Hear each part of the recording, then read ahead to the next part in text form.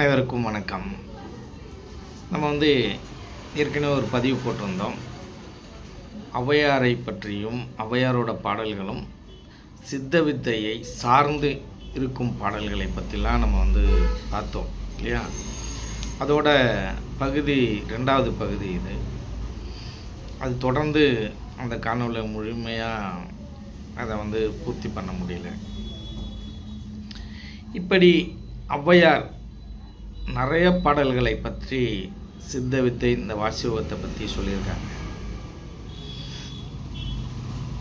இப்போ இந்த சித்த வித்தை எப்படி பயிற்சி பண்ணுறதுன்னு நம்ம சித்த வித்தியார்த்திகளுக்கு தெரியும்.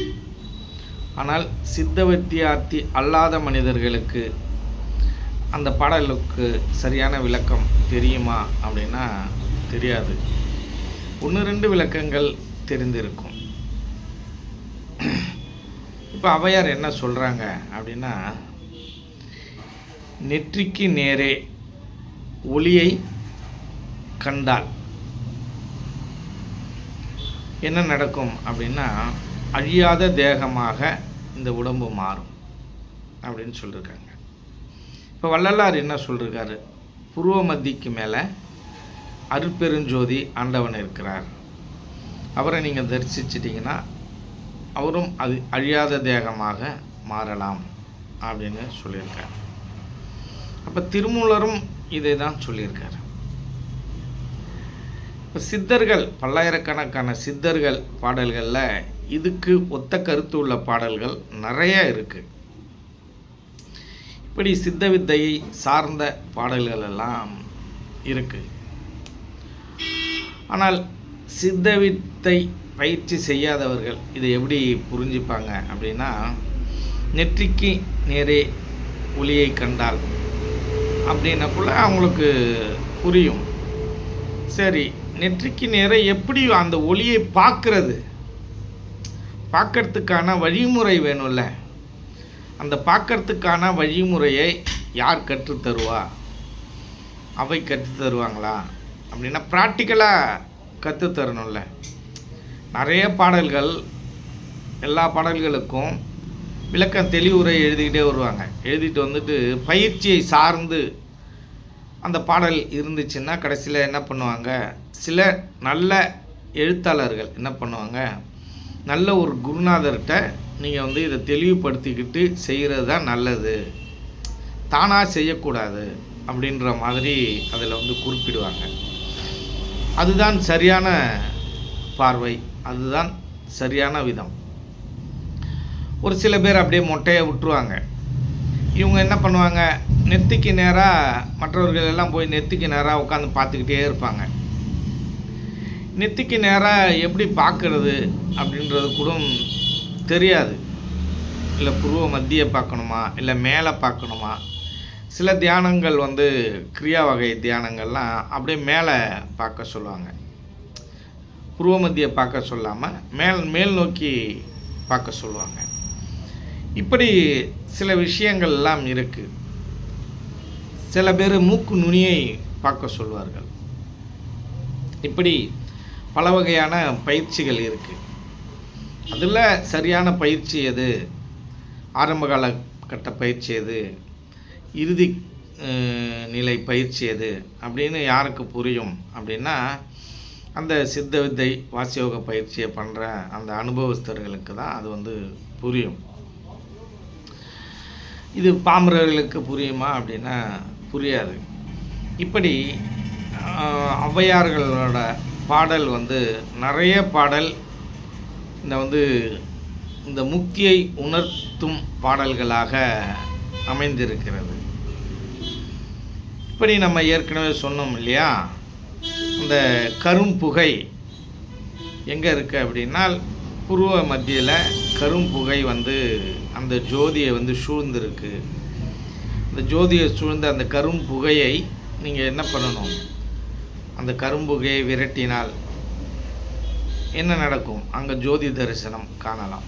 அந்த கரும்புகையை எப்படி விரட்டுவது அப்படின்ற விஷயங்கள் எல்லாம் வித்தியார்த்திகளுக்கு தான் தெரியும். அதை நம்ம சிவானந்த பரமஹம்சர் ரொம்ப தெளிவாக சொல்லியிருக்கிறார். நம்ம வந்து அடுத்தது வந்து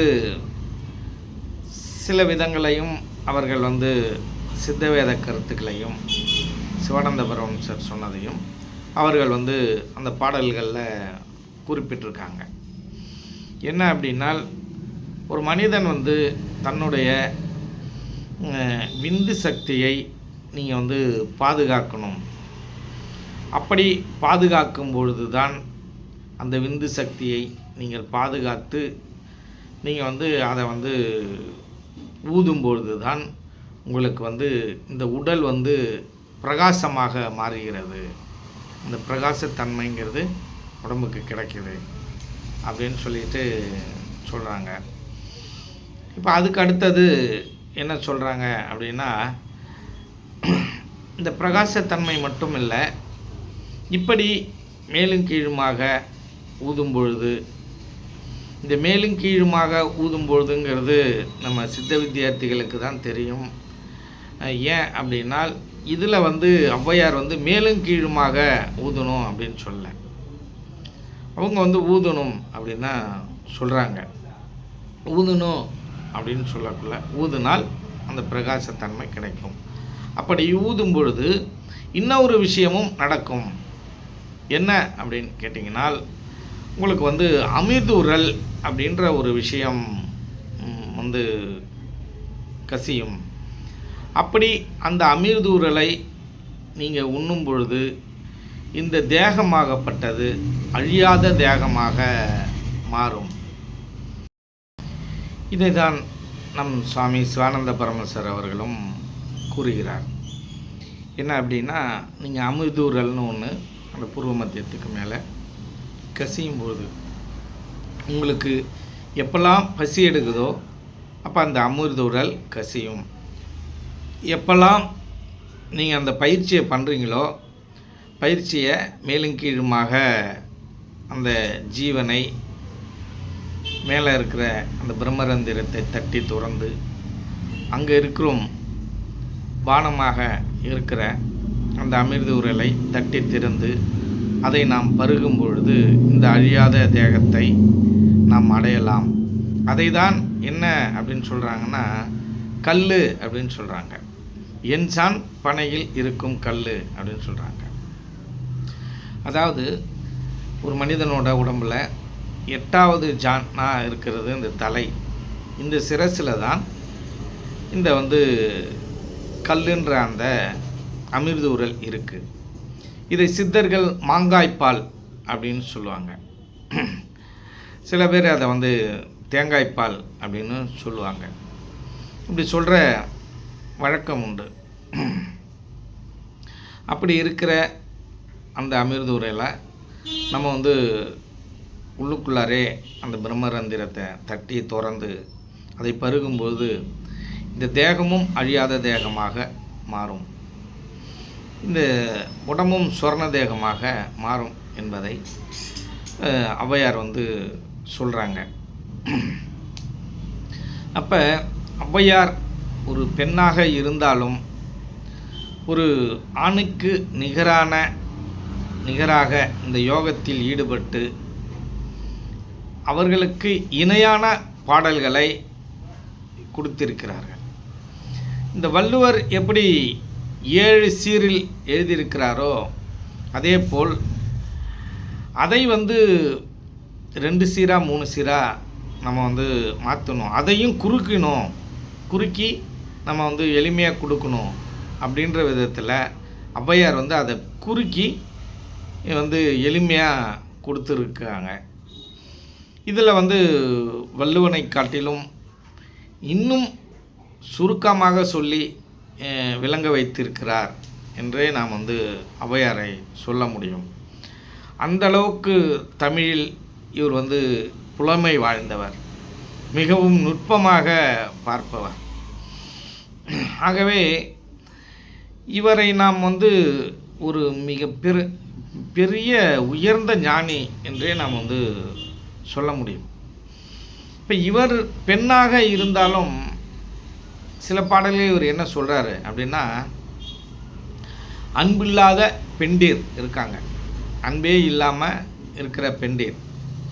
வீட்டுக்கு சாப்பிட வரோம் அப்படின்னா அந்த சாப்பாட்டை எடுத்து அப்படி தூக்கி போடுவாங்க, இல்லைன்னா அப்படி தள்ளி விடுவாங்க. சாப்பிடு அப்படின்னு எடுத்துகிட்டு வந்து வச்சுட்டு போட்டு சாப்பிடு அப்படின்னு சொல்லுவாங்க. அப்படி அன்பு இல்லாமல் வந்து கடுகடுன்னு பேசுகிற அந்த பெண்டீர் கூட, அப்படி இருக்கிற பொம்பளைங்க கூட இந்த ஆண்கள் வாழாமல் சந்நியாசம் மேற்கொள்வதே மிக சிறந்ததாகும் அப்படின்னு சொல்லிட்டு ஔவையார் ஒரு பாடலில் சொல்லியிருப்பாங்க. பெண்களாக இருந்தாலும் இந்த சமநீதி அப்படிங்கிறது பார்த்திங்கன்னா இந்த சித்தர்களுக்கும் மகான்களுக்குமே உரியது. அது ஆணாக இருந்தாலும் பார்க்க மாட்டாங்க, பெண்ணாக இருந்தாலும் பார்க்க மாட்டாங்க, அலியாக இருந்தாலும் பார்க்க மாட்டாங்க. இந்த சமநீதியை எல்லோருக்கும் சொல்லணும். யாராக இருந்தாலும் ஒரே நீதி தான், இயற்கையோட நீதி ஒரே நீதி தான் என்பதில் இந்த சித்தர்களும் மகான்களும் கவனமாக இருப்பார் என்பதை நாம் தெளிவாக தெரிந்து கொள்ள வேண்டும். இப்படி பல விஷயங்களில் வந்து நம் வித்தையை அனுசரித்து இவர்களுடைய பாடல் வள்ளுவருக்கு இணையாக நிறைய பாடல்களை இவர் வந்து பாடியிருக்கிறார். இந்த ஆத்திச்சூடிலாம் பார்த்திங்கன்னா மிகவும் அற்புதமாக இருக்கும். அதே சமயம் ஆத்திச்சூடியை தவிர்த்து அந்த ஞானம் நூல்கள்லாம் எடுத்துக்கிட்டிங்கன்னா நம்ம வள்ளுவரை தாண்டியே சில நூல்கள் சில பாடல்கள் இருக்குது அப்படிங்கிறத நம்மளால் புரிஞ்சிக்க முடியாது. அப்படி இந்த ஔவையார் வந்து இந்த ஞான நெறியில் ஞான பாடல்களை இந்த வாசியோகத்தை இந்த உலகத்திற்கு அவர் வந்து பாடல்கள் மூலமாக மிக தெளிவாக விளக்கியிருக்கிறார். அவர் என்னதான் விளக்கியிருந்தாலும் நான் ஏற்கனவே சொன்ன மாதிரி அதை நம்ம புரிஞ்சுக்கணும், அதை நம்ம வந்து தெரிஞ்சுக்கணும் அப்படின்னு நீங்கள் வந்து பார்த்தீங்க அப்படின்னா நீங்கள் வந்து சித்த வித்தை இந்த வாசியோக பயிற்சியை கற்றுக்கிட்டாதான் இந்த பாடலுக்குரிய விளக்கங்கள்லாம் நீங்கள் வந்து சரியாக தெரிந்துக்க முடியும். அதுலேயும் சில அனுபவங்கள் உங்களுக்கு வேணும். அது போக போக தானாக வந்துடும். எல்லாருமே கற்றுக்கிட்டா வரோம். ஒன்று ஒன்றா அந்த பாடல்களுக்கு விளக்கம் ஒருத்தவங்க 2 பேரை கேட்டு கேட்டு தெரிஞ்சுக்கிட்டு நம்ம நிறையா விளக்கங்களை நம்ம போக போக அனுபவங்களை கற்றுக்கொள்ளலாம்.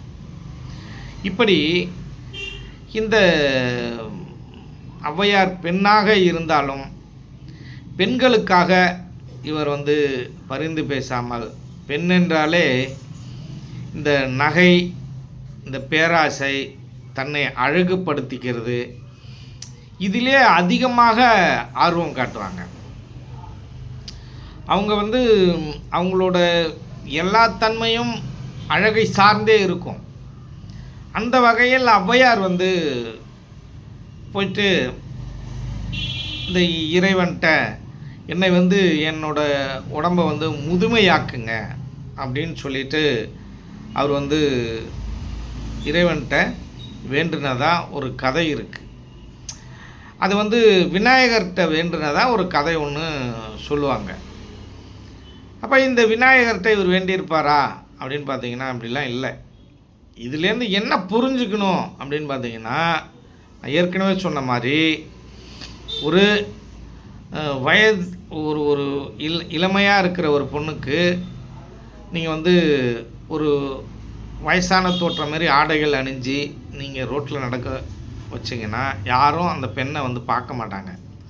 ஒரு வயசான ஒரு தோற்றம் உள்ள ஒரு கிழப்பருவம் மீத ஒரு வயதானவரை நீங்கள் வந்து அழகுபடுத்தி லிப்டிக்லாம் போட்டு அழகுபடுத்தி அனுப்பிச்சிங்கன்னா தெருவில் போகிறவங்கெல்லாம் அவங்கள தான் பார்ப்பாங்க. இப்போ நம்மளோட நடத்தையில் தான் இருக்குது, நம்மளோட அலங்காரத்தில் தான் இருக்குது. இந்த உலகமே இந்த அலங்காரத்தை நோக்கி தான் இங்கே வந்து பயணிக்குது. ஆடம்பரமும் அலங்காரத்தை நோக்கி தான் பயணிக்குது. அப்படி பார்க்கக்குள்ள அந்த வயசான அம்மாவை தான் எல்லோரும் வேடிக்கை பார்ப்பாங்க. இந்த சின்ன பொண்ணை வந்து யாரும் பார்க்க மாட்டாங்க. அதற்கு காரணம் இந்த உடை அலங்காரங்கள் தான். இந்த உடையை எளிமையாக உடுத்தக்குள்ள அவர்கள் வயதான தோற்றமாக தெரிவார்கள். அப்படி தான் ஔவையாரும் தன்னுடைய உடையை வந்து அவங்க வந்து வயதான தோற்றம் மாதிரி உடையை உடுத்திக்கிட்டாங்க அப்படிங்கிறது தான் நம்ம வந்து அதுலேருந்து புரிஞ்சுக்கணும். நிறைய விஷயங்கள் உண்மைக்கு சில விஷயங்கள் முன்னுக்கு பின்னும் முரணாக அவர்கள் சொல்லி இருந்தாலும் நாம் எடுத்துக்கொள்ளும் பொழுது அதை சரியாக எடுத்துக்கொள்ளணும். அப்படி தான் நூல்கள்லாம் பார்த்திங்கன்னா சில திரிபுகள், நான் தான் ஏற்கனவே சொல்லியிருக்கேன் இல்லையா, சித்தர்களோட வரலாறை எழுதக்குள்ள, மகான்களோட வரலாறை எழுதக்குள்ள அந்த கதை எழுதுகிறவர்னு ஒருத்தவர், அவர் என்ன பண்ணிவிடுவார்னு கேட்டிங்கன்னா உண்மையும் பொய்யும் கலந்து எழுதிடுவார். இந்த வேதங்கள் எல்லாம் நிறையா அப்படி தான் இருக்குது. உண்மைக்கு புறம்பான விஷயங்கள் எல்லாம் இந்த வேதத்தில் வந்து இருக்குது. ஒரு ஜாதியினர் மட்டும்தான் இந்த வேதத்தை வந்து கற்றுக்கணும் அப்படின்றதெல்லாம் இந்த வேதத்தில் இருக்குன்னா அது வந்து எல்லாருக்கும் சமநீதியை கொடுக்காது. இப்போ இந்த ஔவையார்லாம் பார்த்திங்கன்னா ஒரு பெண்ணாக இருந்துக்கிட்டு எல்லாருக்கும் சமநீதியை அவங்க வந்து பேசியிருக்காங்க.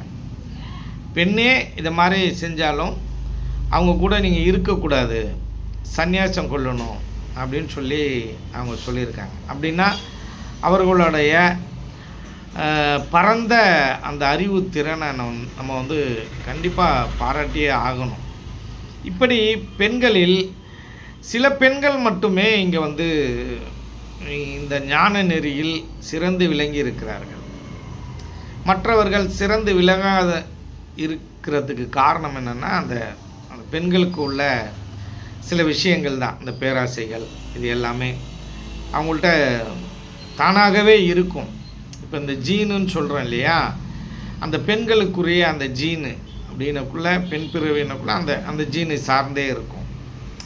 இந்த எந்த கருவில் போய் அவங்க வந்து இருந்திருக்காங்களோ அவங்களை சார்ந்தே இருக்கும், மூதாதையர்களை சார்ந்தே இருக்கும். இப்போ ஆணாக இருந்தாலும் ஆணில் அவங்க மூதாதையர்களை சார்ந்தே இருக்கும், சில நேரங்களில் கலந்தும் இருக்கும். இப்படி பல விதங்களில் இருக்குது இந்த பிறப்போட ரகசியங்கிறது. இப்படி இருந்தாலும் ஒரு மதத்தினர் என்ன சொல்லுவாருங்க, பெண்களுக்கு ஞானம் கிடையாது, அவர்களுக்கு ஆண் ஜென்மம் எடுப்பதற்கான வழிமுறைகளை நாங்கள் சொல்லித்தரோம் அப்படின்னு சொல்லுவாங்க. ஆனால் நாம் வந்து சிவானந்த பரமஹம்சர் மட்டும்தான் ஆணுக்கும் பெண்ணுக்கும் யாராக இருந்தாலும் யோகாங்கிறது சரிசமமானது. ஆகவே அவர்களுக்கும் இணையாக நீங்கள் வந்து யாரை கேட்டாலும் அந்த ரூல் படி நடந்துக்கிறாங்க அப்படின்னா நீங்கள் வந்து வித்தை கொடுத்துடணும் அப்படின்னு சொல்லிட்டாங்க. அது ஆணாக இருந்தாலும் சரி, பெண்ணாக இருந்தாலும் சரி, அலியாக இருந்தாலும் சரி, வெளிநாட்டிலேருந்து வந்தாலும் சரி, இப்போ நம்ம நாடாக இருந்தாலும் சரி, நம்மளோட மொழி தெரிஞ்சாலும் சரி, மொழி தெரியலனாலும் சரி, மனித உயிர் யோகத்திற்காக, அந்த தாகத்திற்காக, அந்த பிறவி பெருங்கடலை நீந்துவதற்கு அது முற்பட்டால் நாம் வந்து இந்த பயிற்சியை சொல்லி கொடுத்துட வேணும். இப்போ ஏற்கனவே நான் பதிவிட்ட மாதிரி பசியே இல்லாதவனுக்கு சாப்பாடு கொடுத்தா அவன் சாப்பிட மாட்டான். அவன் ருசியை பார்த்து இது நல்லா இல்லை அது நல்லா இல்லாமா. பசிக்கிற ஒருத்தவனுக்கு கொடுத்தா உடனே வேகமாக அவன் சாப்பிடுவான். அந்த பசியோட அருமை பசித்தவனுக்கு தான் தெரியும். அதை போல் இந்த ஞான தாகம் அப்படிங்கிறது இந்த ஞானத்தை தேடிக்கிட்டு இருக்கான்ல அவன்கிட்ட தான் கொடுக்கணும். அதுவும் எல்லா ட்ரஸ்ட்டுகளுக்கும் போயிட்டு எல்லா அவஸ்தையும் பட்டுட்டு எதுலேயுமே அவன் வந்து ஒரு திருப்தி அடையாமல், இல்லை நான் தேடுறது இது இல்லை இது இல்லை இது இல்லை அப்படின்னு சொல்லிட்டு வர உண்மையை புரிஞ்சுக்கிட்ட அந்த சிஷ்யத்தை இந்த பயிற்சியை கொடுக்கும்பொழுது அப்படியே அவங்க லயிச்சு அதில் இருந்துருவாங்க. ஒரு குறிப்பிட்ட நாளில் வந்து அந்த அந்த சமாதி நிலையை அடைஞ்சு ஞானோதயம் அடைஞ்சிருவாங்க. அதை மாதிரி அடைந்தவர்களுள் இந்த நித்யானந்தர் மிக முக்கியமானவர். இந்த பாம்பேயில் இருந்த நித்யானந்த பாபா அப்படின்னு சொன்ன அந்த நித்யானந்தர் வந்து மிகவும் சிறந்து விளங்கியிருக்கிறார். உடனே அவருக்கு வந்து இந்த பயிற்சியை பண்ணி ஞானம் கிடைச்சிருக்கு. அந்த அளவுக்கு அவர் வந்து கடுமையாக உழைச்சிருக்கார். அவருக்கு மட்டும்தானா அப்படின்னா நீங்களும் அந்த மாதிரி கடுமையாக உழைத்தீர்களேயானால் சீக்கிரம் வந்து ஞானம் அடைவதற்கான வாய்ப்பு இருக்குது. அதுக்கு என்ன பண்ணணும் அப்படின்னா இந்த சிவானந்த பரமஹம்சர் சொன்ன மாதிரி இந்த காமம், மோகம், விருப்பு, வெறுப்பு எதுவுமே இல்லாமல் அப்படி வாழ்ந்து இந்த பயிற்சியை செஞ்சிங்கன்னா மிக விரைவில் இந்த நிலையை நாம் வந்து அடைந்திடலாம் அப்படிங்கிறதுல எந்த விதமான மாற்று கருத்தும் இல்லை. இப்போ வந்து நம்ம வந்து நிறைய பதிவுகள் ஆன்மீகம் சார்ந்து நிறைய பதிவுகள் போட்டுட்டோம். இதுக்கு மேலே பல நூல்களிலேருந்து பல நூல்கள் வாயிலாக உங்களுக்கு வந்து அந்த நூல்களின் பாடல் வடிவத்தில் இருக்கிற அந்த பாடல்களுக்கு விளக்கம் சொல்வதற்கு நம்ம வந்து முற்படுவோம். ஆனால் அந்த பாடல்களில் உள்ள விளக்கங்கள் எல்லாம் நிறையா உங்கள்கிட்ட நம்ம வந்து பகிர்ந்துட்டோம். நிறையா இதை பற்றி பகிர்ந்துட்டோம். இனிமேல் வருங்காலத்தில் இன்னும் பகிர்வதற்கென்று ரொம்ப கம்மியாக தான் இருக்குது உங்கள்கிட்ட செய்திகள். ஏன்னா அவ்வளோ செய்திகளை நம்ம கொடுத்துட்டோம். நீங்கள் உள்ளார போய் பாருங்கள், நம்ம சேனலில் உள்ளார போய் நீங்கள் வந்து ஃபஸ்ட்லேருந்து பாருங்கள். எல்லா விஷயங்களும் நம்ம வந்து பகிர்ந்துருக்கோம். இதற்கு மேல் சந்தேகம் இருந்தால் நீங்கள் வந்து கமெண்டில் வந்து கேளுங்க. நான் வந்து அதுக்கு தகுந்தாற்போல் உங்களுக்கு வந்து அந்த தெளிவுரையெல்லாம் வீடியோவாக நான் வந்து போடுறதுக்கு முயற்சி பண்ணுறேன். இப்போ மிக விரைவில் நம்ம வந்து இந்த வீடியோக்கள் போடுவதை நிறுத்தப் போகிறோம். ஞானத்தை சார்ந்து வீடியோ போடுவதை நிறுத்தப் போகிறோம். அதுக்கு அடுத்தது நம்ம வந்து வைத்தியம் சார்ந்த வீடியோக்களை நாம் போடுவதற்கு முயற்சி செய்து வருகிறோம். அதற்கான வீடியோக்கள் வருங்காலத்தில் போடப் போகிறோம். ஆகவே ஞானம் சார்ந்த உங்களோட கேள்விகள் அத்தனையும் நீங்கள் வந்து கமெண்டில் பதிவு பண்ணுங்கள். நம்மளோட ஃபோன் நம்பருங்கிறது பழைய வீடியோவில் இருக்கும். அந்த வீடியோவிலேருந்து அந்த பழைய ஃபோன் நம்பரை எடுத்து நீங்கள் வாட்ஸ்அப்பில் கூட நீங்கள் வந்து பதிவு பண்ணலாம். இப்போ புதிய வீடியோவில் நம்பர் வந்து வாட்ஸ்அப் நம்பர் கொடுக்கல. அதனால் நீங்கள் வந்து கமெண்டில் கேளுங்க. இல்லாட்டின்னா பழைய வீடியோவிலேருந்து அந்த நம்பரை எடுத்துக்கிட்டு உங்களோட சந்தேகங்களை கேளுங்க. உங்களுடைய சந்தேகங்களை முழுமையாக நிவர்த்தி பண்ணுவதற்கு நாம் வந்து முயற்சி செய்கிறோம். மீண்டும் மீண்டும் சொல்கிறேன், இந்த சித்த வித்தியார்த்திகளை ஒன்றிணைப்பதற்கான மிகப்பெரிய விஷயத்தை நம்ம வந்து கையில் எடுக்கிறோம். இந்த சித்த வித்தியார்த்திகளை ஒன்று சேர வைக்கணும். அவர்கள் சார்ந்த பிரச்சனைகள், அவர்கள் சார்ந்த சில விஷயங்கள் எல்லாத்தையும் நம்ம வந்து சரி பண்ணணும். இந்த சித்த வித்தியார்த்திகளை முன்மாதிரியாக, இந்த உலகத்திற்கு முன்மாதிரியாக, இந்த நாட்டிற்கு முன்மாதிரியாக அவங்களுடைய வாழ்க்கை நடைமுறைகளை மாற்ற வேண்டும். அவர்கள் இந்த மனித கூட்டத்திற்கு முன்மாதிரியாக வாழ்வதற்கு முயற்சி செய்யணும். அந்த முயற்சிகளை, சில வழிமுறைகளை அந்த சித்த வித்தியார்த்திகளுக்கு நாம் கற்றுக் கொடுக்க முயற்சிக்கணும். அதற்கான முயற்சியில் ஈடுபடுகிறோம். ஆகவே சித்த வித்தியார்த்தி அன்பர்கள் யாராக இருந்தாலும் அவர்களுடைய பெயர், முகவரி, ஊர் எல்லாமே வந்து என்னோடய பழைய வாட்ஸ்அப்பில் இருக்கிற அந்த நம்பருக்கு நீங்கள் வந்து பதிவு பண்ணுங்கள். அப்படி இல்லாட்டினா கமெண்டில் கூட நீங்கள் வந்து பதிவு பண்ணுங்கள் உங்களோட ஃபோன் நம்பர் எல்லாம். இவர்களை எல்லாம் ஒன்றிணைத்து ஒரு கூட்டம் ஒன்று நடத்தலாம் என்று நாம் ஆலோசித்து வருகிறோம். இந்த கூட்டம் இது வந்து நடக்குமா அப்படின்னால் நடத்தி காட்டணும். ஏனென்றால் இந்த வித்தியார்த்திகளுக்கும் ஆசை என்பதும் அகங்காரம் என்பதும் எல்லாமே மனித இனத்துக்கு பொதுவானது தானே. அப்படிதான் இந்த கூட்டமும் அப்படி சில பல பேர்கள் இயங்கி வருகிறார்கள். இதையெல்லாம் என்ன பண்ணணும், அதெல்லாம் தூக்கி ஓரம் வச்சுட்டு நம்ம வந்து ஒற்றுமையாக ஒன்று சேர்ந்து பல விஷயங்களை இங்கே சாதிக்க வேண்டிய விஷயங்கள் நிறையா இருக்குது, மாற்ற வேண்டிய விஷயங்கள் நிறையா இருக்குது. அப்போ சிவானந்தர் விட்டு சென்ற அந்த பணியை தொடர்ந்து நாம் வந்து எல்லாம் ஒன்றா சேர்ந்தால் தான் செய்ய முடியும். சாமி காலத்தில் கூட அவர்களால் நிறைய விஷயங்கள் செய்ய முடியாததற்கு காரணம் என்னன்னு கேட்டிங்கன்னா, அப்போ வந்து சித்த வித்தியார்த்திகள் கூட்டம் ரொம்ப குறைவாக இருந்தது. ஆனால் இப்போ அப்படி இல்லை. அதனால் நீங்கள் எல்லாம் ஒன்றா சேர்ந்து நம்ம வந்து ஒரு பெரிய ஒரு கூட்டமைப்பை உருவாக்க வேண்டும் என்று நாம் வந்து ஆசைப்படுகிறோம். நன்றி, வணக்கம்.